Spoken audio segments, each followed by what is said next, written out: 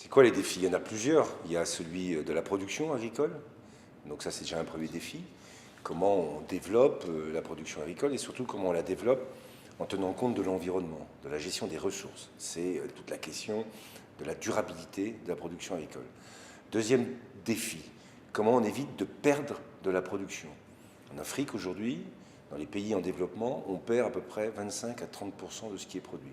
Parce qu'il n'y a pas de stockage, pas de transformation. Donc il faut agir sur le stockage et la transformation.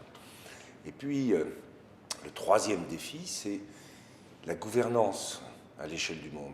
Pour mieux gérer les marchés agricoles et alimentaires, il faut être mieux organisé, plus transparent, plus coordonné sur les politiques agricoles et les politiques alimentaires. Donc voilà les trois défis pour la France. Et avec le fait qu'on ne perde pas de production, c'est aussi une lutte contre le gaspillage dans les pays développés. Parce qu'on gaspille 30% de ce qu'on produit. D'un côté, c'est dans les pays développés, et on perd 30% de ce qu'on produit dans les pays en voie de développement. Voilà les trois grands défis qu'il faut relever.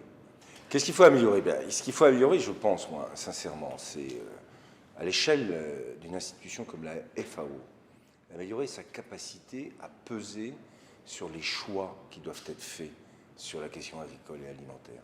C'est ça qui compte aussi. C'est que des institutions comme celle-là, dans le cadre de l'ONU, prennent enfin leur place dans les grands débats du G20, dans les grands débats du monde, pour considérer qu'on doit parler de l'agriculture et de l'alimentation tout le temps, pas simplement quand il y a des grandes crises alimentaires.